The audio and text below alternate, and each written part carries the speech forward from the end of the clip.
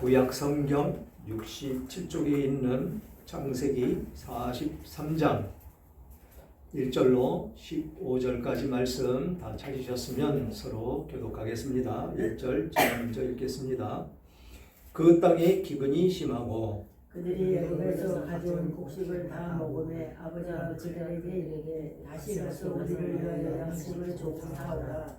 유다가 아버지에게 말하여 이르되 그 사람이 우리에게 엄히 경고하여 이르되 너희 아우가 너희와 함께 오지 아니하면 너희가 내 얼굴을 보지 못하리라 하였으니 아버지께서 우리 아우를 우리와 함께 보내시면 우리가 내려가서 아버지를 위하여 양식을 차려놓아.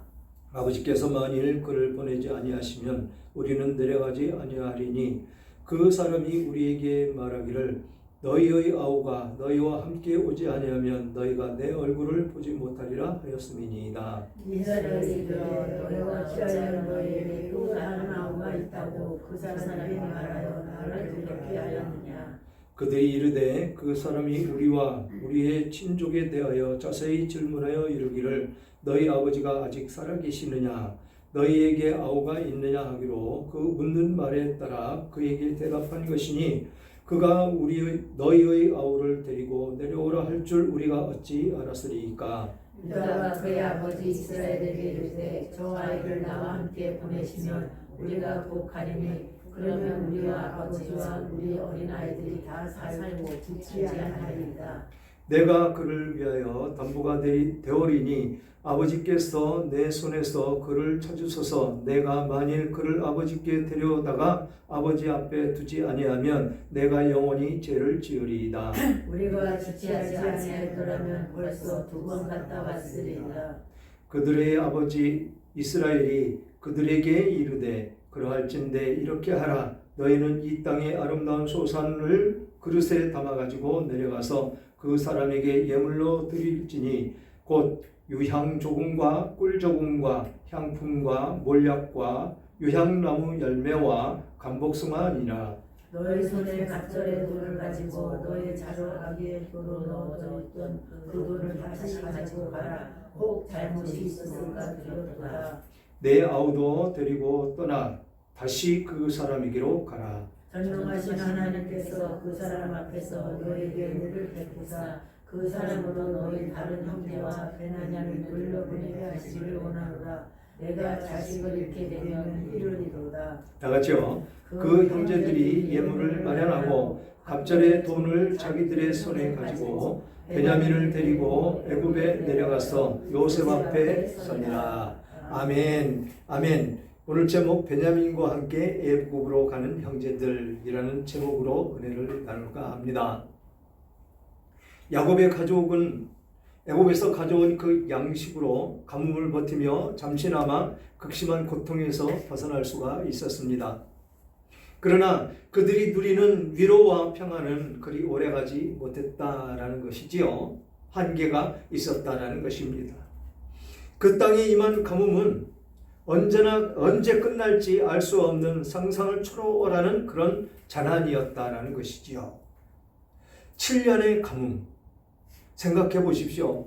우리가 이 땅 가운데 한 여름만 비가 안 와도 어떻습니까?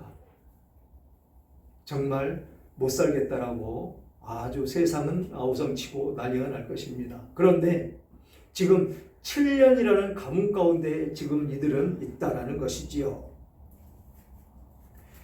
그래서 이 가정 가운데 또다시 공포가 밀려왔다라는 것이죠. 우선 가져왔던 그 양식으로는 그들이 계속해서 이어서 살 수가 없었다라는 것입니다. 그렇지만 길이 있습니까? 없습니까? 있지요.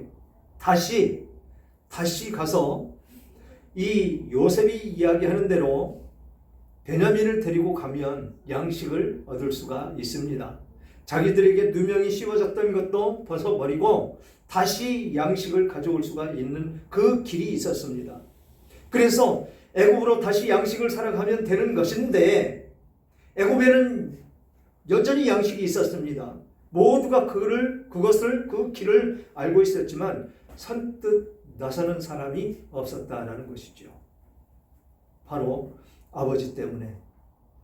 요셉을 잃은 것도 한인데 자식을 먼저 잃었다는 그 슬픔이 얼마나 대단한지 그것을 여실히 보여주는 것입니다. 지금 요셉은 죽은 것으로 지금 확인이 됐죠. 형들이 그렇게 피 묻은 옷을 갖다가 주고 거짓말했으니까 죽었다라고 야곱은 그렇게 생각을 하고 있기 때문에 한 아들은 죽었다라는 것입니다. 그러나 그 형들은 알고 있지요. 죽지 않고 애굽으로 종으로 팔려간 것. 이런 거짓말 하나가 사람을 죽이고 살릴 수가 있다는 것입니다. 그렇게 애굽으로 가야만 양식을 구하고 위기를 극복하는 길임을 알면서도 아무도 나서지 않았던 것이다라는 것입니다. 이것이 아버지가 족장으로서의 그 위세가 있기 때문에 그렇다라는 것이지요. 그들은 다시 애굽으로 가면 요셉이 건넨 과제를 풀어야 했기 때문에 그것도 역시 문제는 되었었습니다. 그것도 두려웠겠죠. 또 가면 막내 베냐민을 데리고 가면 또 그를 볼모로 잡고 어떻게 할지 모르니까 그 두려움도 엄습했을 것입니다. 그래서 그들은 애굽에서 정탐꾼이라는 오해를 받기 있었기 때문에 그 문제를 해결해야만 됐었다라는 것이죠. 애굽의 총리는 시몬을 인질로 잡아두고 양식을 가지고 가게 했고 그 오해를 풀 열쇠가 막내 동생 베냐민을 데려오면 그 오해는 풀릴 것이다 라고 했기 때문에 그런 것인데 지금 그 풀리지 않는 그 수수께끼 때문에 누가 다 죽게 돼 있습니까? 야곱의 전 가족들이 지금 다 죽게 됐다라는 것입니다. 그래서 야곱이 결심을 하는 그 장면이 오늘 말씀입니다. 1절 그 땅에 기금이 신여하고 가뭄이 엄청 심했다. 그래서 곡식이 자라지 않고 죽을 수밖에 없는 그 상황 가운데 놓여 있다. 그래서 그들이 애굽에서 가져온 곡식을 다 먹음에 그 아버지가 그들에게 이르되 다시 가서 우리를 위하여 양식을 조금 사오라 라고 야곱은 드디어 양식이 떨어져 가는 것을 보고 그 아들들에게 다시 명령을 하는 그 모습이다라는 것입니다. 양식은 먹어야 살지요. 안 먹으면 죽습니다. 우리에게 점심시간에도 제가 기도했지만 육의 양식 그거 끊어지면 안 되죠. 거기에 우리에게 주어진 양식이 또 무엇 있죠? 영의 양식 그거 먹어야 우리는 삽니다. 충만한 은혜 가운데 살 수 있는 것이지요. 그런데 이 둘 중에 하나 안 먹으면 죽습니다. 영이 죽고 또 육의 양식을 안 먹으면 죽습니다. 제가 망하고 서산 누나 집에 가서 살 때 우리 아랫집이 서산군에서 유명한 안씨 장로 집안입니다. 유명한 그 안씨 장로들이 형제들이 모두 잘 삽니다. 그 집안에 맏형이 살고 있었는데 참 이 자녀들한테 심히 예수를 믿는 그 사람들인지 염려하지 않을 수가 없는 것이죠. 연로해지니까 시골에 있는 집을 세 번째 아들이 시골에서 모시고 살았는데 어머니 아버지를 잠시 집을 지을 동안 형님들이 모시고 가서 사십시오. 그랬더니 서로 미룹니다. 막내 동생까지. 그러다 결국 장남인 가장 위의 형이 모시고 가서 집 지을 동안 가서 살았습니다. 완전히 피폐해진 그 모습으로 돌아오셨다라는 것이지요. 그렇게 오셔서 이분이 곡을 끊습니다. 장로님인데 그 아들들의 모습을 보면서 얼마나 실망을 했으면 자살은 못하겠고 장로님이시니까 곡을 끊습니다. 얼마나 사셨을까요? 닌거 전혀 손도 못 대게 합니다. 병원 절대로 못 가게 합니다. 3개월 사시거든요. 3개월. 곡을 끊고 사망하시는 데까지 3개월. 그 유명하다는 서산군에서 유명하다는 안씨 장로 집안 유명합니다. 그 집안에서 일어났던 일이라는 것이죠. 믿음이 어디에 있느냐? 그런 아주 위세가 높고 참 존경을 받는 그 장로님 집안에서 가장 맏형이 그렇게 자살을 선택했다는 것입니다. 곡을 끊는 것은 자살에 해당되지 않는다는 것입니다. 그래서 그것을 선택하는데 보통 마음 먹어서는 그거 할 수가 없는 것이지요. 그래서 믿음이 얼마나 중요하고 믿음으로 양육하는 것이 얼마나 소중한지를 우리는 알아야 됩니다. 시골 땅 있어봐야 서산 그 인제에 있었는데 얼마나 비싸겠습니까? 그 당시에 밭이 30만 원 매매가 됐었고 노는 그때 10만 원 그렇게 매매가 됐었습니다. 근데 그것이 분배가 되고 나서 자식들이 부모를 모시려고 하지 않는 그 모습을 보면서 그렇게 죽음을 선택하는 모습을 봤다는 것입니다. 지금 그만큼 이 곡 먹을 양식 이것이 굉장히 소중하다는 것이죠. 그래서 지금 곡식이 떨어져 가니까 야곱이 선택한 것 다시 가서 양식을 사와라 라고 이 아들들에게 명령하는 것입니다. 그때 유다가 이야기를 합니다.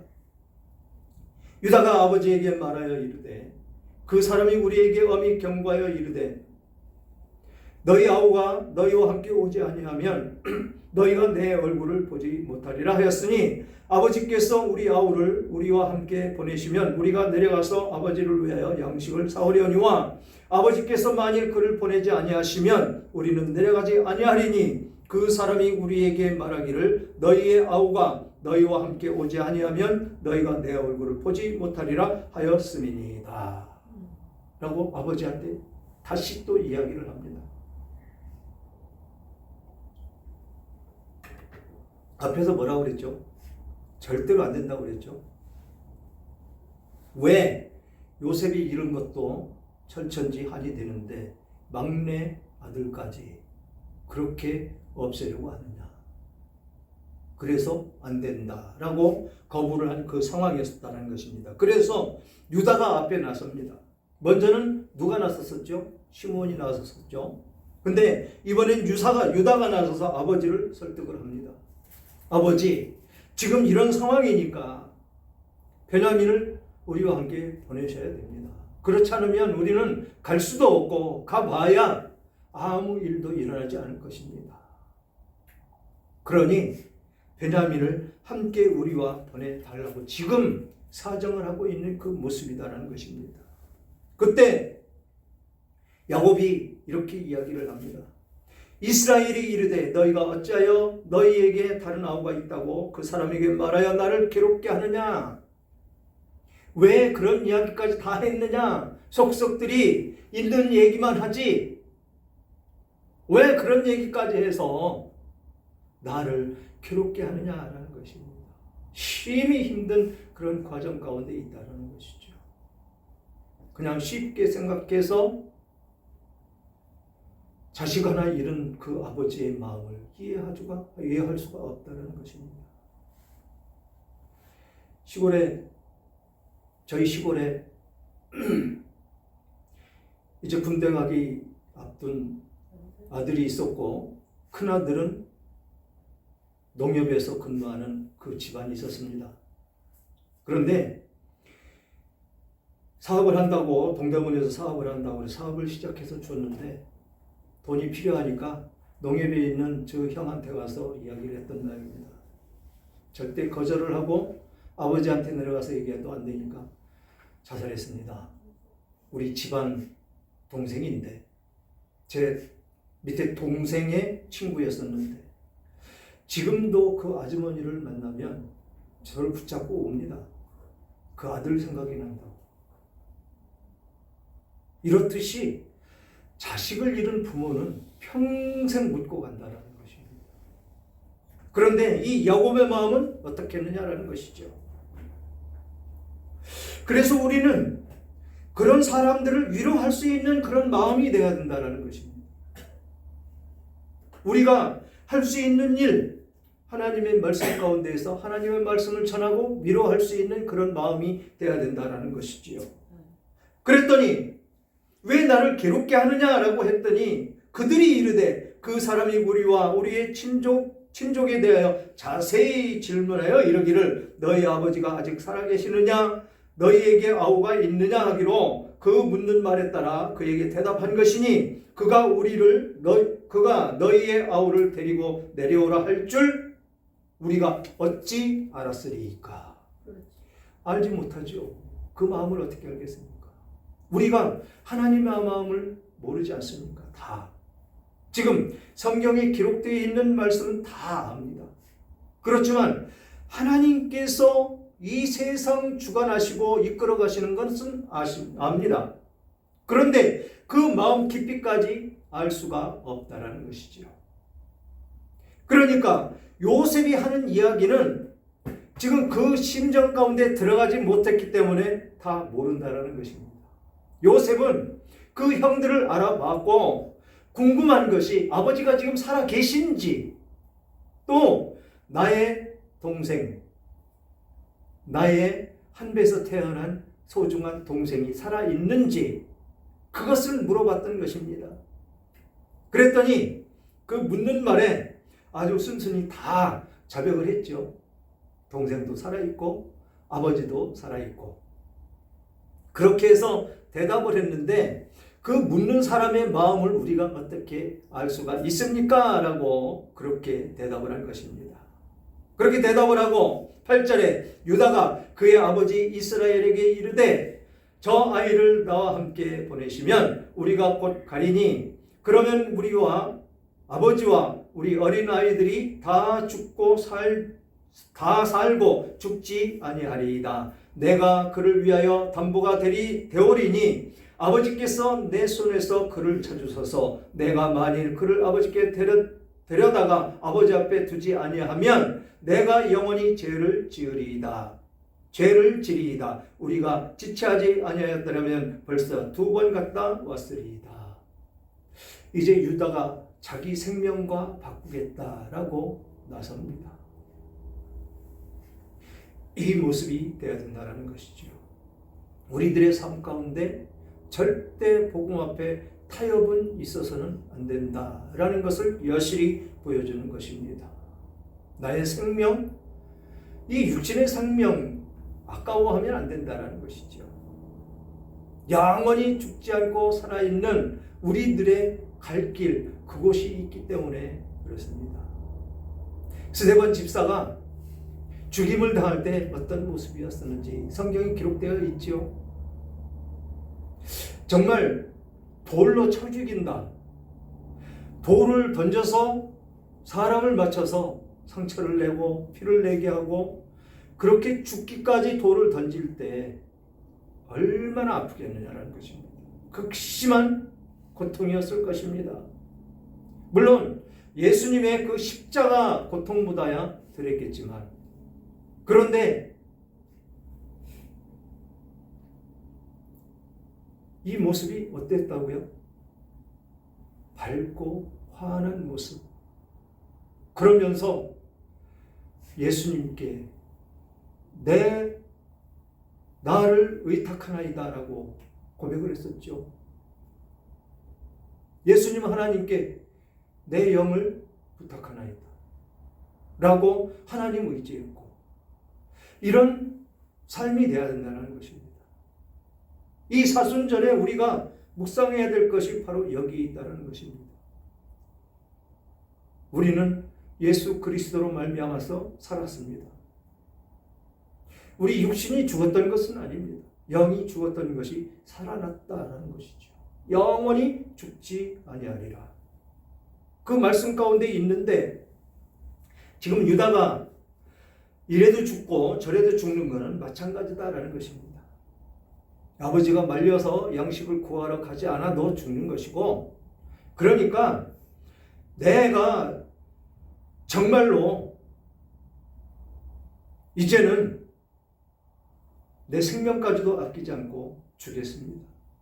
그 아우를 데려오지 않으면 영원히 죄를 지으리이다. 누구에게? 아버지에게. 이런 고백이 우리에게 있어야 된다는 것입니다. 그러면서 11절에 그들의 아버지 이스라엘이 그들에게 이르되 그러할진대 이렇게 하라.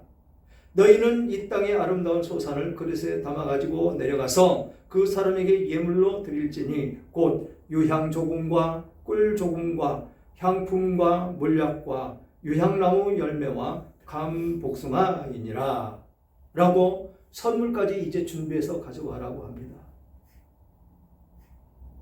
이제 유다의 고백을 들었고, 어차피 1절에 시작한 1절과 2절에 시작한 그 모습, 이제는 양식이 없으면 죽게 생겼으니까 가라는 것입니다.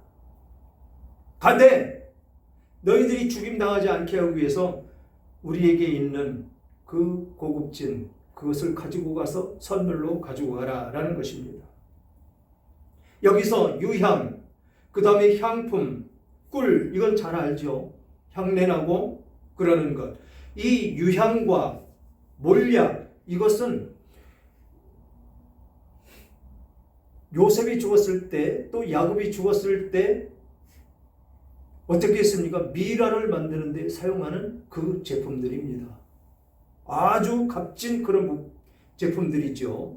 그리고 유향나무 열매는 지금 우리나라에 있는 호도 열매, 호도, 그것을 이야기하고, 그 다음에 감복숭아 열매는 아몬드, 우리나라에서 생산이 안 되죠.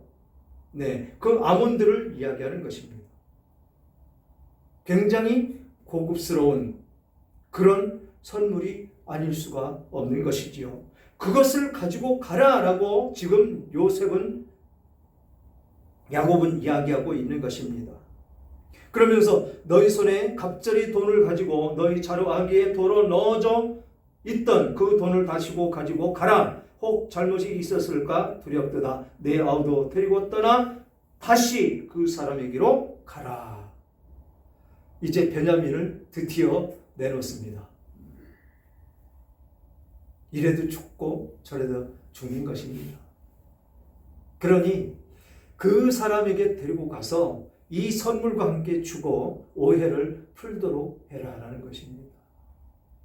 우리가 삶을 살아갈 때 오해가 있으면 안 되죠. 서로가 오해를 하고 있으면 그 반드시 풀어야 됩니다. 그렇지 않으면 그 오해가 굉장히 큰 죄 가운데로 끌고 들어갈 수 있기 때문에 그렇다라는 것이지요. 그래서 우리는 언제나 그런 오해 속에 빠지면 안 되는 것입니다. 오해가 있으면 반드시 찾아가서 그 오해를 먼저 풀어야 됩니다. 지금 이 요셉이 주문한 것, 이것을 지금 이 요셉의 형들은 오해하고 있는 것 아니겠습니까? 모르지 않습니까? 자기들이 팔은 동생이 지금 이 애굽의 총리가 되어 있을 줄은 꿈에도 모르고 있는 것입니다. 물론 얼굴을 보면 내 동생하고 많이 닮았다라는 생각을 했을까요? 했겠죠. 왜 안 했겠습니까? 성경에 기록은 안 되어 있지만 했겠죠. 그런데 감히 내 동생이 여기까지 와서 총리가 됐으려니는 생각도 못하는 것이죠. 우리가 가끔 그런 거 겪을 때 있습니다. 어떤 오래전에 알던 사람이 어떤 모습으로 변해 있을 때 깜짝 놀라는 경우가 있지 않습니까? 그 모습일 것입니다. 바로 그렇게 이제는 생명이 위태로워지니까 가서 오해를 풀어라 라고 베냐민을 내줍니다.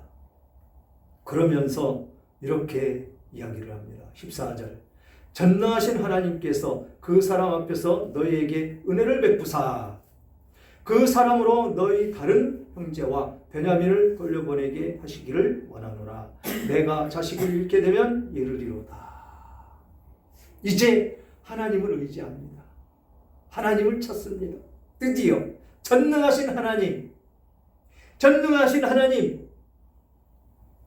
그 사람에게 우리에게 은혜를 베풀게 해달라고 지금 이야기하는 것입니다. 이게 먼저 됐어야 된다는 것이죠. 하나님께 먼저 묻는 그 기도가 됐었어야 된다는 것입니다. 그런데 이 다 흘러가고 지나가고 이제 죽게 됐으니까 비로소 하나님을 찾게 되더라는 것입니다. 우리 마음과 똑같다라는 것입니다. 우리도 그렇지 않습니까? 우리도 힘들고 어려워질 때 참 하나님 많이 붙잡고 매달리고 의지하고 하나님 아니면 안 됩니다. 근데 그 순간이 지나가면 멀어지지요. 이게 사람 된 이 세상, 죄된 세상에 살아가는 우리들의 모습이다라는 것입니다. 그렇게 기도하듯이 하나님께 고백하면서 베냐민을 잃으면 잃으리이다 라고 고백을 합니다. 앞에서 유다가 고백을 했지요. 어떤 모습? 아버지한테는 죄를 지리이다. 내 생명을 담보로 하겠습니다. 라고 고백을 했듯이 똑같은 것입니다. 우리가 위급에 처해 있고 힘들고 어려운 그런 상황 가운데 놓여졌을 때 우리들의 모습과 똑같다라는 것입니다.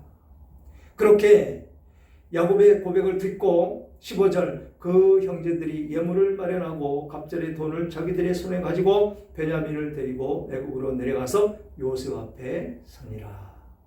드디어 내려와서 이제는 요셉 앞에 자기들의 동생 앞에 그렇게 섰다라는 것입니다.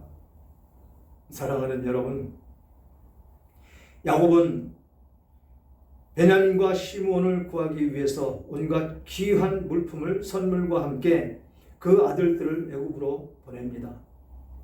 생명을 담보로 하는 엄청난 일입니다. 그때 야곱은 그 아들들의 가는 길을 하나님께 맡깁니다. 만약 자식을 잃게 되면 이르리이다 라는 비장한 각오로 하나님을 의지합니다.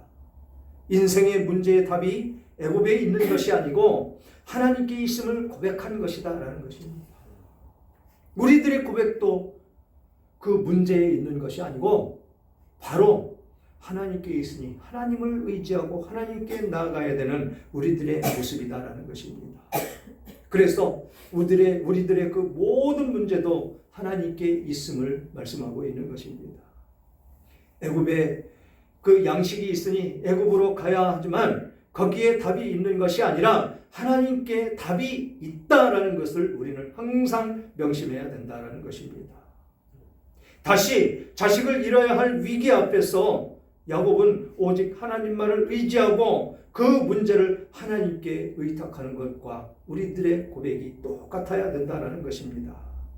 우리에게 어떤 문제와 위기에 처해 있다 할지라도 하나님께 기도로 나아가며 지혜를 구하며 하나님께 나아가는 여러분들이 다 되셨으면 좋겠습니다. 아멘. 그래서 하나님의 축복 가운데 거하고 하나님께서 주시는 지혜대로 이 세상 승리하는 여러분들이 되시기를 주님의 이름으로 축원합니다.